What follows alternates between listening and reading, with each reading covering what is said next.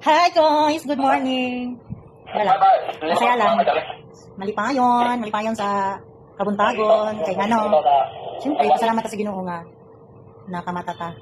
Karong adlaw, ya tagaan taog. Ano yung tagaan taog dugang pang kinabuhi. Kay ang Ginoo gid ang nahibalo sa tanan, di ba? Og importante nakasildo pod.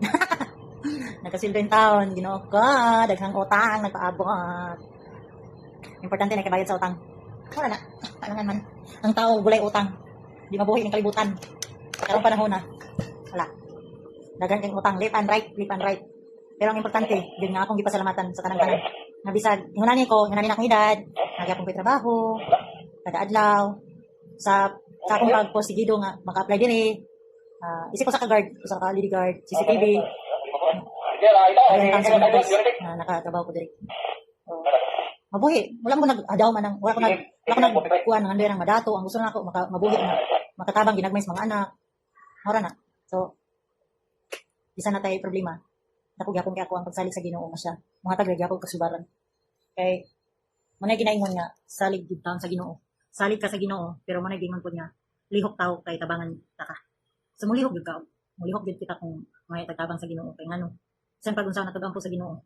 O dili ko ta mulihok. So pagtabang sa Ginoo, di ba? Mura na.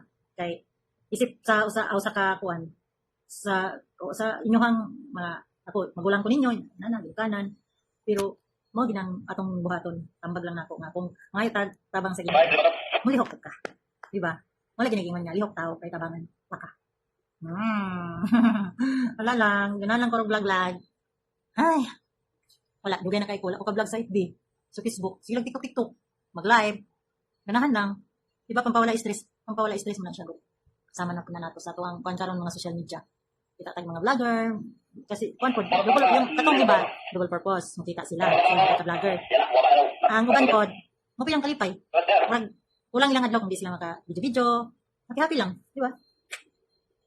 Mura na akong topic karon. Karong adlaw. Happy kay nakasweldo, may pambayad sa utang. Salamat sa Ginoo sa tanan-tanan kay itagaan pa ko kinabuhi dugang pang kinabuhi. Nag-birthday day ko wala. Na gamay. Wala lang kay kuan. Paubos na gid kay dugay pa man ang sweldo ato, bago lang ko nakasweldo gapon lang. Sweldo ko iwigor ko bayad utang. Ina agad. Hindi akong cellphone. Utang ko ni. Bayranan. Kaya nakabayad ako nang bayad. Wala lang, trip lang. Pang ano lang, ganahan lang ko ani nga cellphone, katong bagong Honor nga X9C or Honor. Sagot mo na utana. Istorya lang ko.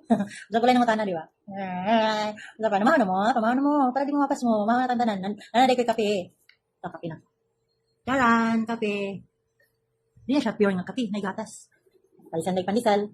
Pandisal nga na ay pansit canton. Ano lang, good? Hi! Tanan. Nakatanas akong video karon. Kapit na pa mama ng February.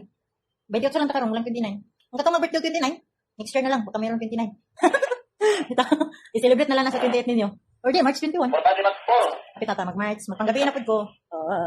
Kaya. Vitamins lang ta. Para makaya ang adlaw-adlaw.